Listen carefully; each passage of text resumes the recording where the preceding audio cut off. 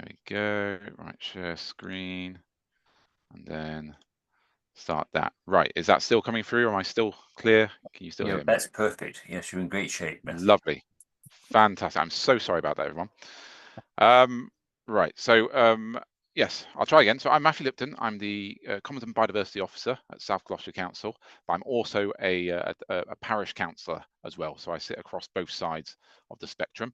And I've been invited today to talk to you about our local climate and nature action plans.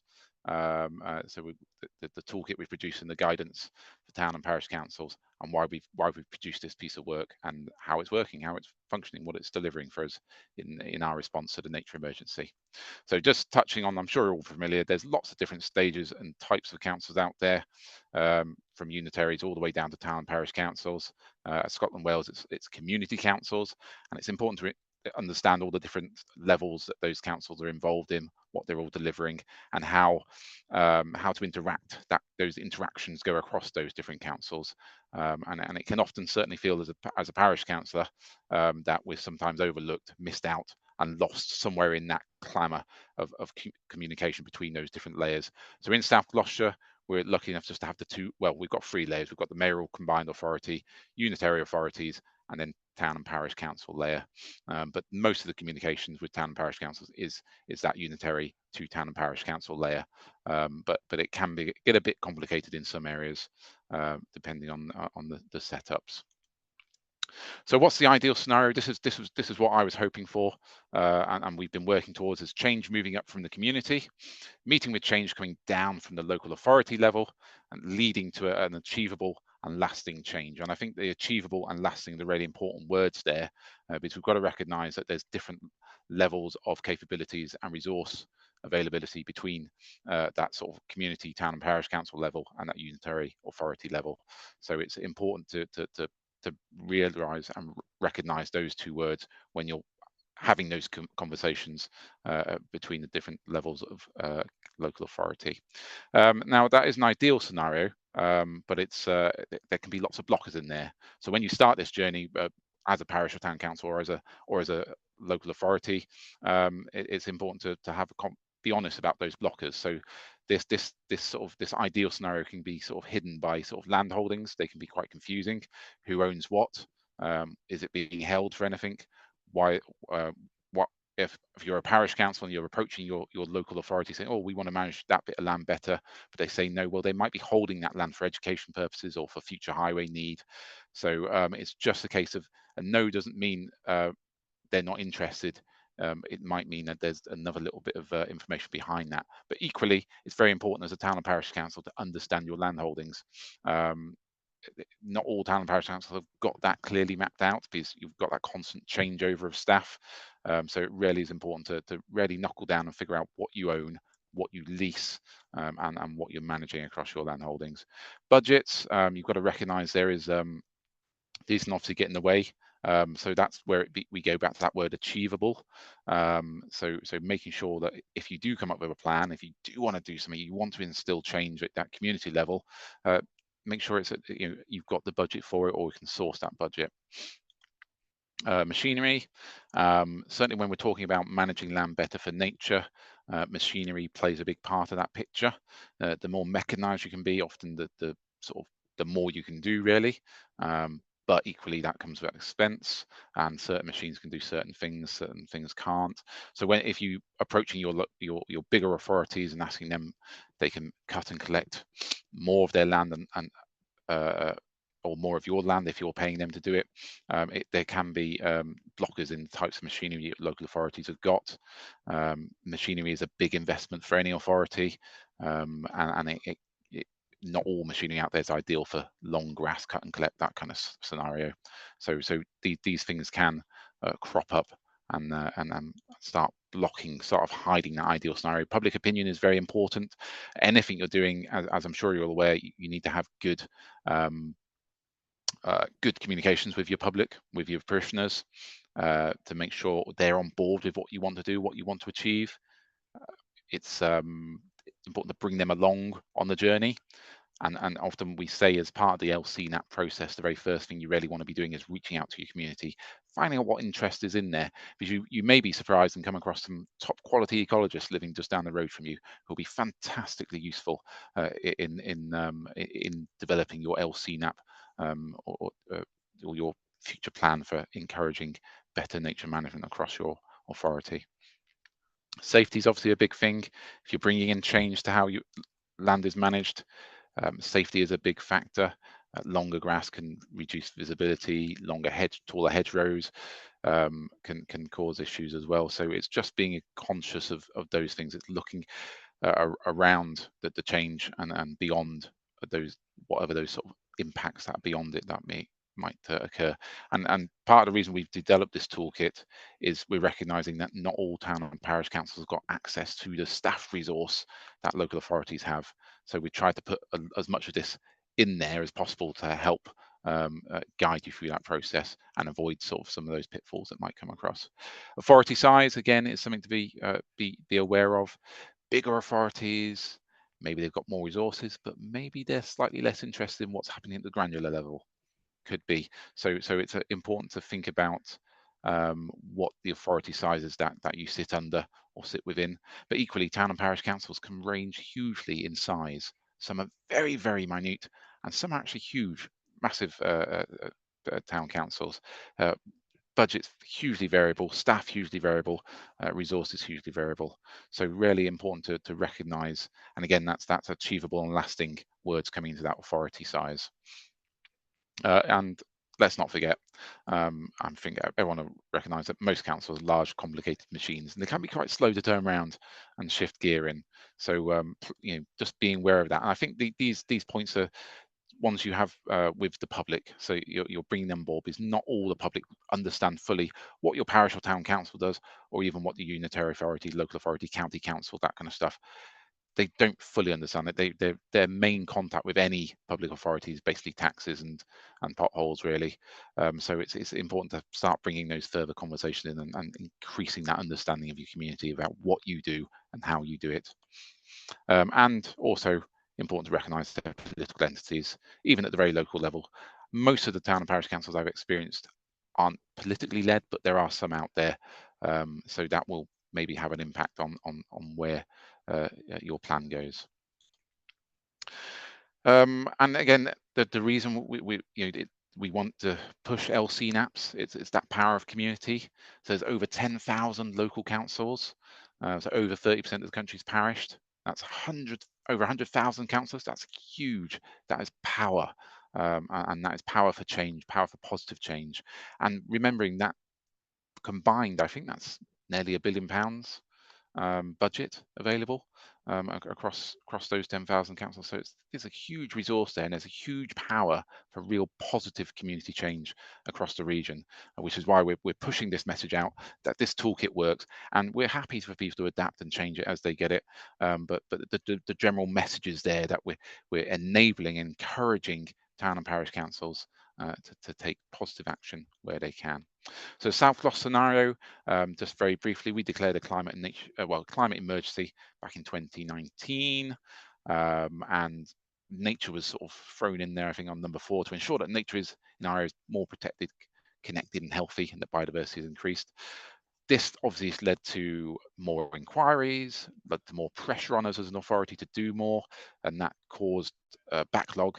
And we wanted to be able to grab hold of that enthusiasm as it was coming up from the community, and make sure we were in a position to support it and not lose it. So we didn't want to be in that position saying, we haven't got time to look at that, we haven't got time to think about that. So we had to come up with this toolkit, this mechanism whereby we could support that very local change, and like I said, continue moving to that position of meeting somewhere in the middle. So this is where the nature action plans came from.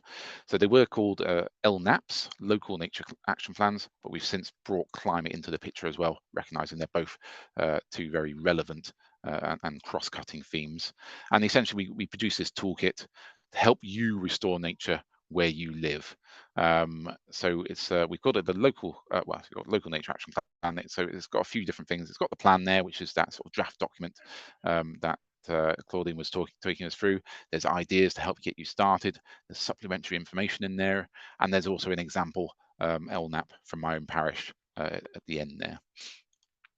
So in the plan itself, as Claudine touched on, it takes you through the step-by-step process. And again, we've tried to recognise that not everyone has access to the huge resources of big councils. So you all haven't got legal teams and property services teams and communications teams. So we've really tried to hone all that complicated sort of infrastructure, sort of organisational infrastructure, down to something that works for as many different people as possible. And it's important to remember that you don't have to go through every single step in here, but we try to set it in a step-by-step process. You might only just touch slightly on one of these areas, or you might really go into a lot of detail on one of these areas. It's completely down to what resources you've got available to your town or parish council as to which of these you really go into detail on and which you sort of skim over slightly. There's lots of project ideas in there to try and encourage people to get started. And these aren't, you're not by any means stuck to these. We've always expected this document to evolve and grow as it spreads out across the country. And indeed, I know Claudine and colleagues in Warwickshire have sort of added some of their own elements in there as well, which is fantastic. And we'll continue adding to it. But we just put some starter projects in there, which have various different sort of resource needs, if you like. So there's some really sort of intensive ones down to some very quick, hopefully easy wins. So night talking about night pollution. There's hedgehog highways, a nice, wonderful, fluffy, spiky one to get involved with. Walking arboretum, that was my idea of just having street tree planting, but having various different species. So you could bring the arboretum to your community. Pesticide-free town and villages, that's sort of a policy change. So there's some policy stuff, there's actual action, and there's lots of influencing kind of projects in there. So this is South Gloucestershire at the moment. Probably slightly changed, but the red ones are all signed off. So those are all the parishes that have sort of written and signed off on their plans, and then the yellow ones are ones that have committed to producing one and are either still in draft format or nearing sign off. So you can see it's creating a picture of linking up across the region. We've got most of our county now under some kind of LCNAP initiative. It's really interesting from this picture. You can see there's quite a lot of bordering with each other. Certainly Yate, Chipping, Sudbury, Doddington, they've all off their own backs have linked their plans together to try and make sure they're working cooperatively across those borders. So again, it's recognised, and nature doesn't recognise all these borders. These are sort of administrative, but we need our plans to link up and work across the region. But as a local authority at South Gloucestershire Council, we can use this then to seek bigger grant funding possibilities. We can use this to influence policy in our council, and we can use this to support and engage more conversation with our town and parish councils. We've seen a change in behaviour from our town and parish councils. It's more they're more accepting of some of our bigger project proposals. So we're no longer imposing big schemes on them. We're sort of targeting some areas where, like the pink areas, we know those parish and town councils are on board with climate and nature action. They're very positively engaged with it. So we're sort of targeting some of our bigger changes in those areas first. So from our perspective, it's leading to less barriers, it's leading to better support on the ground and better community support for change. But from town and parish council perspectives, it's leading to a firm conversation route with the bigger local authority. It's enabling, it's empowering, and it's you're not operating alone, because as a town or parish council, it can feel a bit lonely. But when we're having these big conversations, they can see they're not alone. Their neighbours are doing something similar. Their neighbours want to work with them, and they can see the broad range of types of plans that are being produced. So that there's no sort of winner, if you like. We're all winners if we're all on board with the same message and the same process. So this was just a little bit about some of the stuff that some of the successes, if you like, that have been going on. We did have a local climate and nature action plan officer, Daisy. She's not in post at the moment, but we're hoping to get that started again soon. And we're pushing that to a bit more of a permanent position, but it's been hugely successful. So for 2 years, she was 1 day a week, and that's been absolutely massive resource for town and parish councils to have someone dedicated in their local authority that they can speak to and engage with, and have that dedicated channel of communication with. So it's been really, really important, and a big step in taking it forward and scaling it up. And as an authority, by investing in that position, I think it's sent the message out that we value town and parish councils and their engagement on this subject. We value what they want to do, and we absolutely want to support them in taking positive action. The role really was about helping to get plans off the ground, because I mentioned some town and parish councils are very small, only two, only maybe 3 or 4 councillors. So they were a bit, well, we don't know what to do. We haven't got the resource. So we've, Daisy basically wrote their plans for them. There's been She's been gathering information from town and parish councils. She's been able to share with them, doing idea sharing and supporting joint projects, and we're looking for funding opportunities. So it's been a really important role. Even just 1 day a week was a massive resource for all those town and parish councils on the subject of climate and nature. And as we all know in this conversation, I'm sure, climate and nature, they're such overbearing, massive issues, and they can be very, very frightening to engage with from that town and parish perspective. And I can say that as myself, as a parish councillor, it's a big ask at that very small level to engage with those very big issues. So Thornbury Town Council, they started an Eco Thornbury points scheme. They've been doing lots of tree planting around the region. They've really engaged their public on that one as well. So they got residents to vote on the species of trees, which has been an interesting way to engage residents. And they've been doing a lot of mapping work, looking at where their green corridors are, where their existing green spaces, where their wildflower meadows are, and they're using that to build that bigger picture for how they want their town to develop on the nature theme. Frampton Cotterell Parish Councils, this is the one that Daisy is an employee of. They've been running volunteer sessions with various different groups. They've got solar panels, they've been looking at electric vehicles, electric tools for their grounds staff. They've got refill stations. They've been doing bat walks, and they've been writing their own environmental policies for their parish council. So really, and again, so they've done a broad spectrum of things through their LCNAP. Doddington Parish Council, they've been looking at energy saving measures at their parish hall. They've been looking at solar farms, working to preserve and enhance wildlife on the solar farms. They've been looking at how they cope with ash dieback, and they've got one of their big nature reserves, Wapley Meadows, that they've been working on as well. Yate Town Council, they've got this little video. I think it's only a minute or so this is quite useful. And this is a display. They're a big council. They've got a lot of resource, so they've done a really nice video. Not everyone, can do these things, but it's just part of that, showing lots of different levels of resource.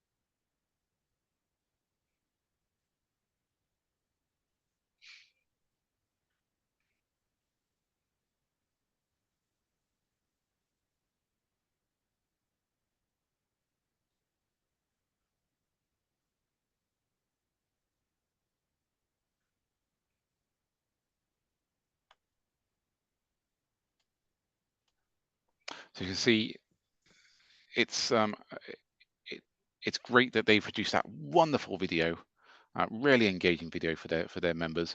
But we're not expecting every town and parish council to produce something like that. Like I say, some of the plans that have been produced are literally just 2 sides of A4 for the really small ones, and for the bigger ones, they've obviously got that time to invest in more comms and more videos. But it doesn't mean any one plan is any worse than any other.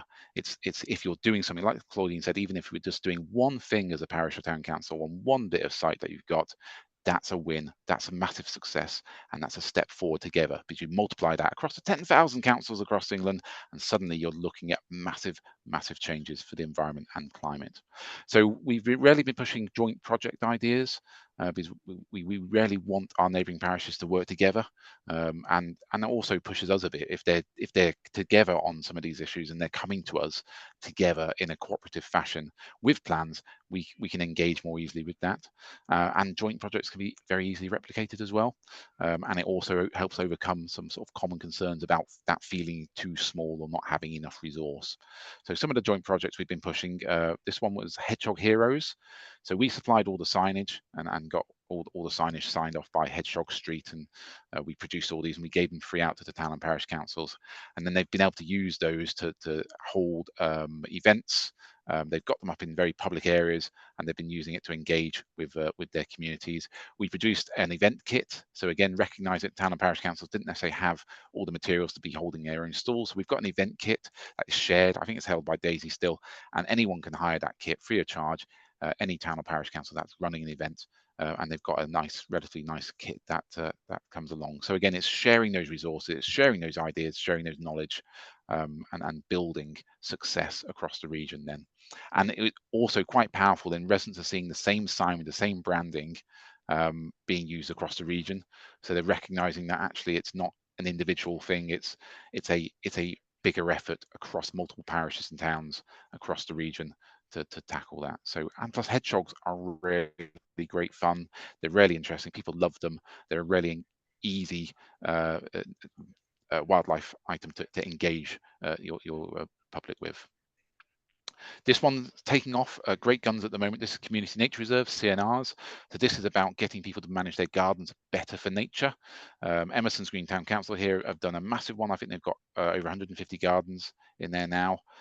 We've got 2 others starting, and we've got a third one, another fourth one, sorry.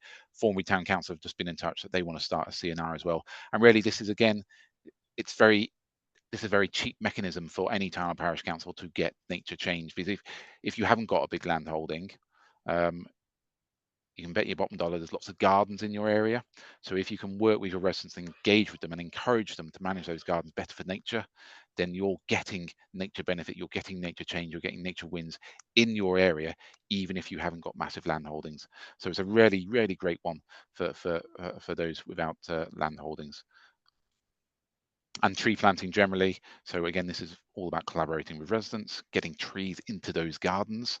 The challenges are often turn out to be finding enough trees, but also you've got to be careful about that right size tree for right size garden. So you shouldn't necessarily be handing out lots of oak trees for everyone with small 5x5 gardens. But it's a great example of engaging with the public. I think most parish town councils do these projects through free tree giveaways, and then the councillors are there with handing out the trees, and they're having those conversations about nature.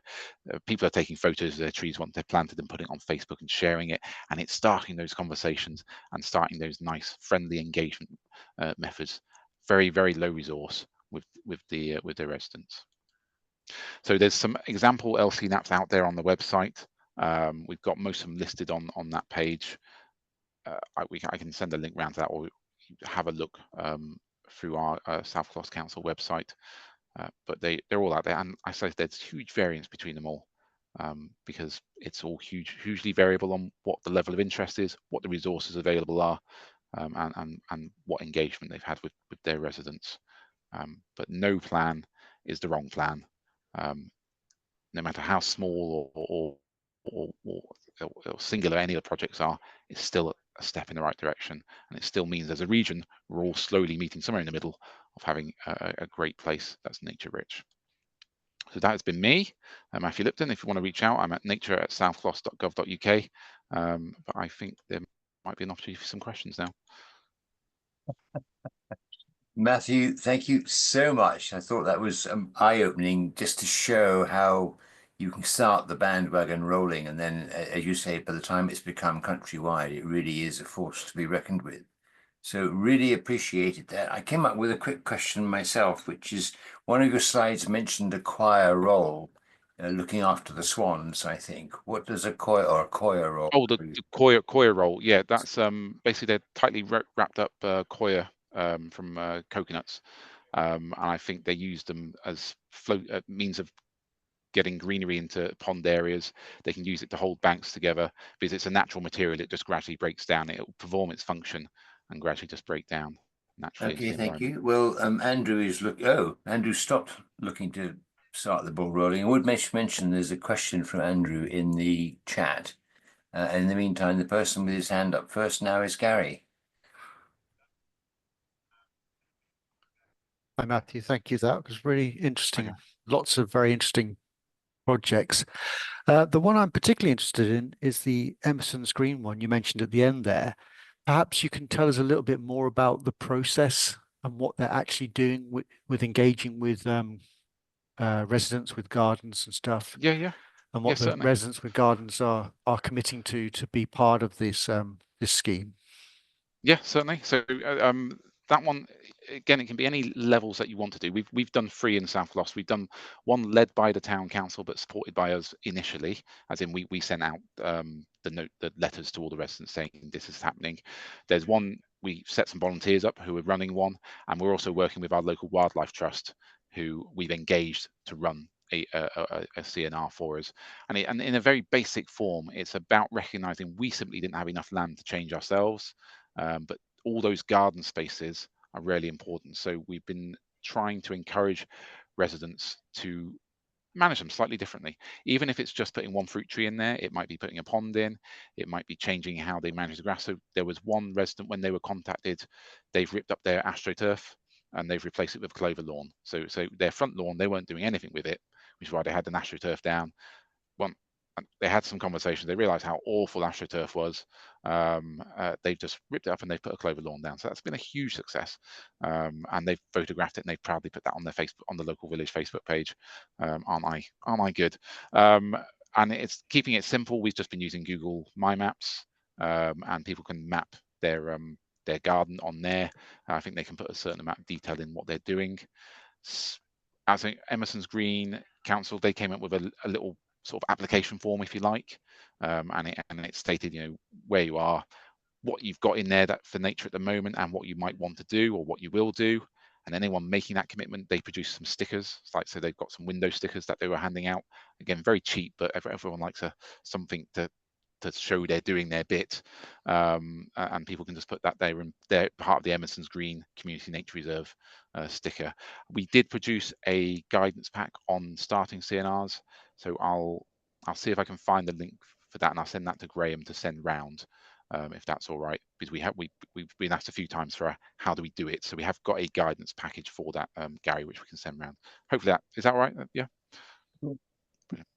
Gary, for all the others who are interested, with rather more genius than I realized I had, I booked next week's speaker is from Climate Change Gardening, which is telling you all what you can do in your local gardens, your own gardens, to improve matters for the world.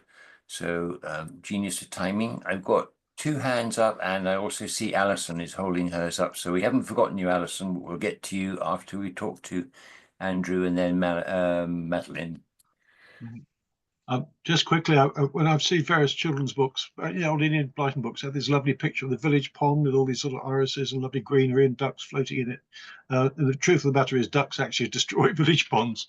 So it's interesting that there are times where you do need to sort of replace and support the greenery in those ponds, because the ducks themselves will absolutely destroy them. My question was, Matthew, in terms of you meant there was some ash dieback disease going on. I know that some these tree diseases are insect borne, and some of them are sort of fungus borne. I mean, I imagine there might be a difficulty in replacing an ash that's died back with another ash. Is there any guidance or wisdom in terms of various trees have got various different diseases? Is there guidance anywhere then, if you've got a problem with this kind of tree, there are diseases for fir tree, there are diseases for beeches and oak. Any guidance or ideas anywhere about how that is approached? Maybe a tricky question that you may have to come back to me with. Yeah, it might have to come back to it. I can speak to the tree team. I know we've got, as South Gloss Authority, we've got a percentage mix of non-natives that we're putting in to replace ash with. So we're trying to build in climate resilience, because we're recognizing there's probably more diseases on the way. And also, as our climate changes, many of our native species probably won't survive. So, we've been frantically planting native trees left, right, and centre, good chance many of them will be dead within 50 years because the climate will have changed possibly so much. So we're really starting to have a good hard think about actually increasing the percentage of non-natives we plant, recognizing it's lovely planting oaks and beech and all those kind of things, but there's a real chance that if the climate does go the way it's predicted to, they won't survive that long length of time. So we're starting to rethink slightly what we do put out there. But I can speak to the tree team and see. I know there was some guidance from Kew Gardens not long ago about sort of what species they expect to survive in our future climate, and whether or not to start introducing some of those ones. But I can see if the tree team have got something on that. Andrew. Thanks so much. Any advice like that, I'll be very happy to spread it around the world. Yeah. In my village, you mentioned in someone's actually planted a banana tree, but I don't think they get any fruit off it yet. Okay. Okay. Thanks, Andrew. Madeline, would you like to have a go, please? Yeah, thank you. I found the garden as nature reserves very interesting, because that's something that I'm just trying to set up. Didn't realise all this was available, so it's going to be really useful. I've done a Google Forms survey and just asked our local parishioners to fill it in if they will, to let me know what they're doing in their gardens. So it's just basically it's a tick list. So I mean, you know, sort of great minds think alike, fools seldom differ. I think it's very useful, but the biggest issue is trying to get people engaged. So that's at the moment, you know, we've got a parish with what 1,500 households in it, and I've had about 18 replies. So that bit I'm finding harder. So are there any other quick fixes that have happened in your area that have helped, Matthew? A quick fix and engagement, I don't think go in the same sentence really, but Yeah. I feel your pain, Madeline, definitely, because it's a hard one, especially at a local level, trying to engage really locally. But it's the main benefit for us has been having that officer time dedicated to pushing LCNAPs and supporting town and parish councils.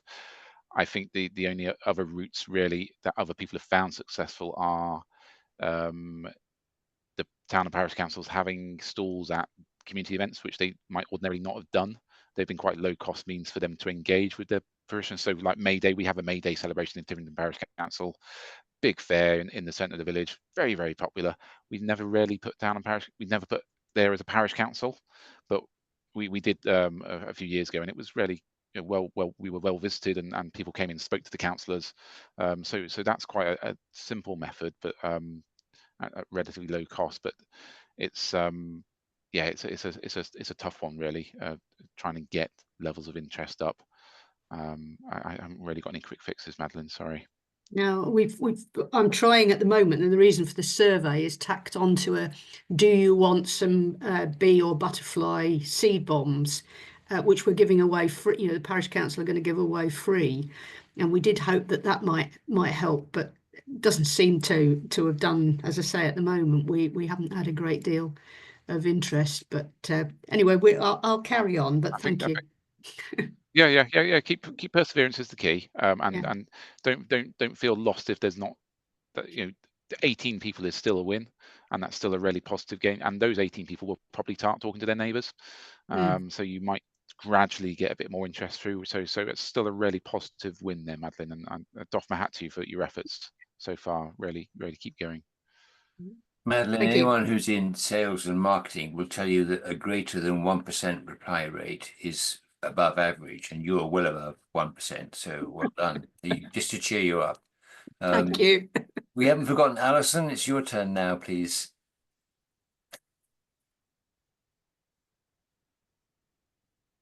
And yes, sorry, yes, I tried to turn myself on. My question was actually, it's linked to the garden scheme actually, but it's linked to green initiatives. How much do you, within the community garden scheme, talk about pesticides and herbicides? I think that's a strong front runner in those community nature reserves, is because that's a very simple win in itself.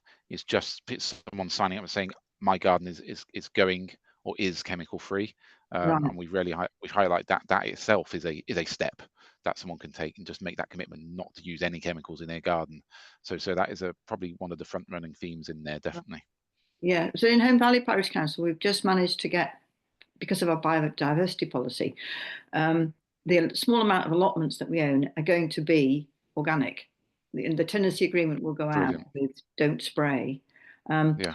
It still doesn't help us with verges and whatnot, because that's the Kurt Lee's. No, that's a difficult one. But we've made a point. And then when I saw Yeah. your discussion about community nature gardens, I thought that is another way to attack that problem. We're going to have an open garden scheme in the village where I live, and that, talking to you, listening to your other speaker, that could be a way of engaging people as well, isn't it? That people come to a garden, and then you have the conversation. Yes, certainly. Yeah. You could do an award for the most nature friendly garden. Yeah. Which might be a nice thing to who's got the most nature friendly garden? Who wants a free hedgehog box or something? Yeah. It's, or do you like this nature friendly garden? Why don't you make yours a nature friendly garden? Yeah, and then there's a lot of cases, as I mentioned, the one with the AstroTurf. There's a lot of front gardens out there which are just not being used, and they just exist. And so even if we can just encourage, because a lot of where are my kids going to be, or what about my dog, or what about this? I'm like, well, are you actually using that space? If you're mowing it every 5 minutes, it's a nightmare. I hate going out with the mower, and it's just, if we can go, but if you're not using it, turn it into this, and it's a lot less. I think they planted the clover lawn, so that's just next to nothing really. But yeah, definitely. Alison, you might want to have a look at the chat where Claudine's left you a link to help you out. Okay, thank you. Thank you. And we'll move on to Claire. I'm assuming, Madeline, that your hand is up because you've forgotten to take it down, but we'll come back to you if you have another question. In the meantime, it's Claire's turn, please. Hi, I was wondering, in the cases where you've been successful, Matthew, what links or relationship there is with planning policies, because we're finding in our area that when land is being developed, all these considerations are firmly shoved to the bottom of the pile. And even though our local authority has got lovely policies when you read them regarding the nature emergency and biodiversity and all of that, they never seem to be applied. So how do you manage to, does planning in your area support all these aspirations and all these successes? That's probably, I would have to say, be honest, it's not, the level of support's not there. But from the very start, these have always been about town and parish councils and their land holdings and their residents' land holdings. So in theory, those land holdings wouldn't fall into the planning system. They'd be a consideration.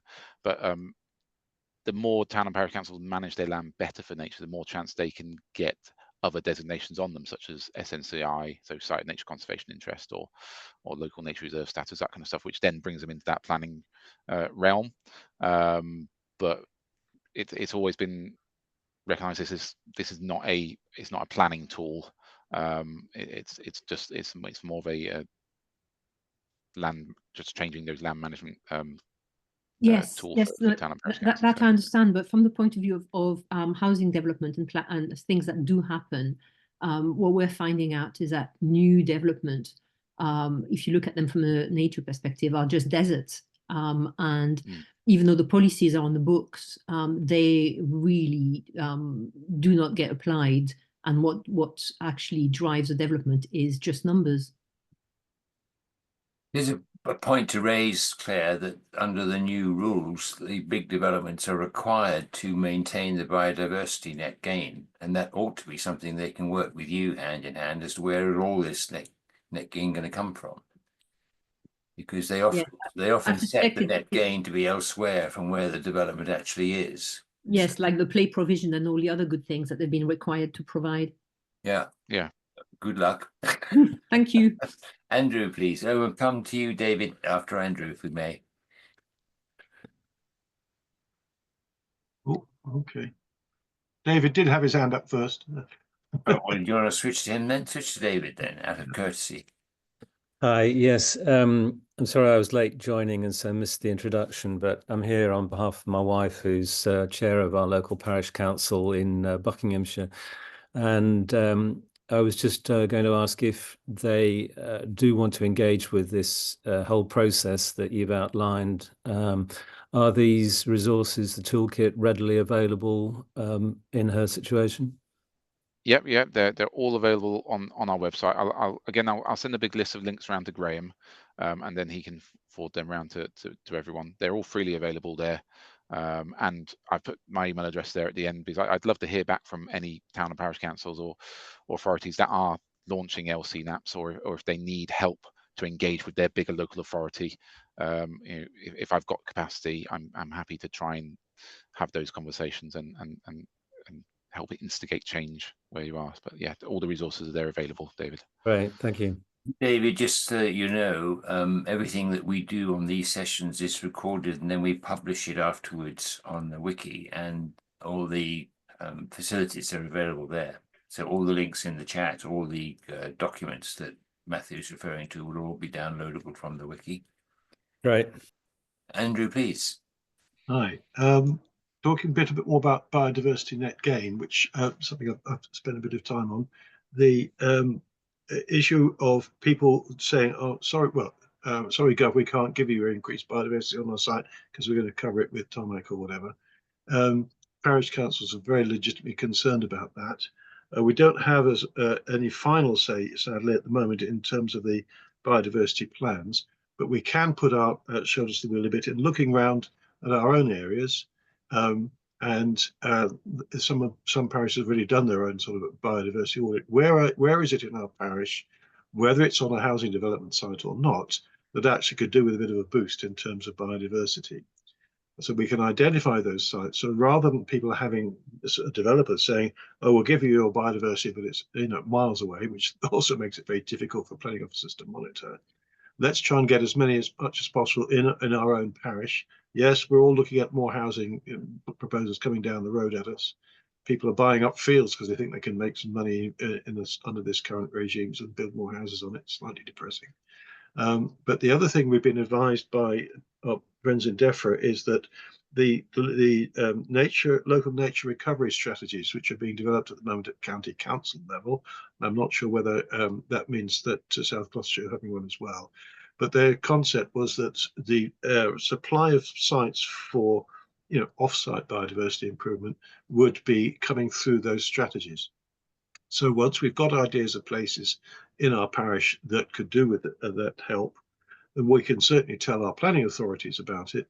But the steer we've had is let's get it into the people who are doing your local nature recovery strategy, the county-based strategy for your area, and so that it gets established in there.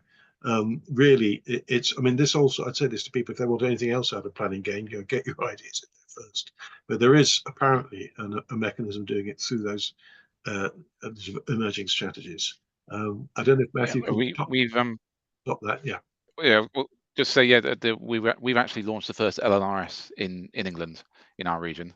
So the West of England local nature recovery strategies. Why am I not amazed? I think it was launched in November. So it was the first one in the country. And so that is active. But I think we are trying to link the LCNAP stuff with that as well. So I think it has been mentioned in that. Actually, I can't remember. I know it's getting mentioned now. It's there, and now town and parish councils are doing it. It's getting mentioned in these documents and things as a thing. But you're quite right. Town and parish councils do own land, and they could potentially be BNG holders for nature to really keep it right on the doorstep. I think it possibly is Baines, where they did a shout out to all the town and parish councils, said, do any of you want to put your land forward for BNG off-site provision? And I think some of them have done that. So there are different routes possibly. It's still very early days with BNG and how it's actually going to function properly. There's a lot of trouble about getting responsible bodies in place, all that kind of stuff. But it's definitely an option. But the real power here is, like you said, if you as a town or parish council have a plan, everyone likes to engage with a plan. Grant funders like to engage with a plan. your local authority likes to engage with a plan, your ward councillors like to engage with a plan. If there's a plan there that's signed off and held by your town and parish council and held by your community, that's so much more powerful than you just sitting there going, I don't like this or I want this over there. A plan is really does pay dividends. Thanks, That's Matthew. Great. wonderful advice, Matthew. Thank you. Could I just check to see if anyone else has a question? Don't see any hands raised. Well, Claudine, off you go. It was just to say that I do have some parish councils, parish and town councils with land are struggling to get biodiversity audits. They just don't know where to start. What would be your recommendation? Who to speak to? And of course, they want it for free. But That's a challenge, definitely. Yeah. So, I mean, speak to the local wildlife trusts and see if they, because R1 did have a scheme running for a while where they had a community ecologist, so you could get free advice. Do a shout, but I think that's obviously why they had the funding. The best, do a shout out, like I said, to your community, because there may well be an ecologist living down the road who is quite happy to help. But unfortunately, some of these things just will have to be, the money will have to be found to pay for them. But it's making sure you get what you need, I think, is the most important thing, because an all singing, all dancing management plan, which require all different surveys, they can cost thousands of pounds. If you just need an ecological survey for a site, and it's very basic, you can use the you could just go out and do a bioblitz, try and organize a bioblitz in that area. And that's using the power of citizen science to build up the picture of what's there. We've done a guide, again, I'll send a link for how you might sort of assess a site from a nature perspective, because we recognize not everyone's an ecologist and not everyone's got money for an ecologist. But this was a very simple one whereby, you know, it was simple things like go and visit your site at night time and see where the light pollution is. And then you know whether or not to do anything about light pollution, because you don't need an ecologist to know that. Go and visit your site and see where the blockers are. So if it's a green space and it's backed by an entire street of gardens, but not what single one's got a hole in the bottom of the fence for hedgehogs, you don't need an ecologist to know there's a problem there. So there's very simple things you can do as a community. I think people think they've got to go out and be able to identify every blade of grass and every insect that's crawling across it. We don't need to. At that very broadest stretch, you just need to be able to look at it from a wildlife perspective and go, could I live on here? Could I survive here? I can't, because it's surrounded by that road, and that's really fast road. I'm going to die if I cross it. There's all that light pollution going in there. So as a bird, my nest is going to be disturbed. Or as a small hedgehog, I can't get in and out of this site because it's stepped and walled. So there's lots of things you can do as a person with very little ecological knowledge. And I've tried to put that in that other guide. I think it's the LCNAP field guide, I think I've called it. So again, I'll find that link for that. But it's so powerful that you've just got to go out there and think like an insect or think like a hedgehog, which I think anyone really can do. And so you can get some really good basic ecological knowledge without necessarily having an ecological degree, I think is an important message to get out there, Claudine. Okay, I'm still thinking about a former football field that used to be a tip. What to do with that? World's your oyster. But these are the kind of examples of parish and town councils across our patch suddenly thinking, aha, we have an asset. What are opportunities? But of course, that requires sometimes an expert eye and different expert eyes, you know, biodiversity, energy, you know, what are the options? And that's quite a challenge to work out on no resources. So thank you. But even like if it's say solar, you know, if you've got a village hall and you want to put solar panels on it, most companies will do a free quote. You know, again, you don't need to be an expert, but for most companies will do a free quote and give you a reasonable assessment on that. And if you think there's 10,000 town and parish tools up and down the country, God, if we got solar on every single one of them, what boon that would be. So it's so there are some simple wins, but I appreciate what you're saying. If you're going to go to a site and do something really complicated or really upscale something, then yes, but that will be part of your process. Do what you can for now within that affordably, within that resource. But if you're getting really ambitious and want to be very ambitious, then you're gonna have to find those some resources to get some of that professional support on it, definitely. Just to give some context, Claudine, in Somerset, we have a parish of 550 houses. We hired a guy from the Somerset Wildlife Trust for £350, and they did go around and do exactly what Matthew said. The sort of, this is what you could do with this land, this is what you are doing with this land, who are the landowners? And we generally felt it was a really well spent 350 quid. So just to give people a clue. Perfect, thank you. And may I say thank you to everybody who's put hints into the chat. I was going to tell you that if you go onto the wiki and do BioBlitz, Claudine, you can find out exactly how to do a BioBlitz, but Andrew has beaten me to it and put in there. And just to close with the comment that you've mentioned how you could have people as bees, hedgehogs, or swift. It's the first time I've realized that my wife is a hedgehog, but thank you very much. I'll tell her you said that. Yeah, you will. So let me just remind everybody, next week is how to use your garden for climate change from Clive Bosley, who comes with a lot of praise for his presentation. So please do come if you can make it. Thank you all very much for coming today. Really appreciate it. And I hope to see you in the future. Take care, one and all. Thanks very much. Thank you, everyone. Right. Bye-bye. Bye.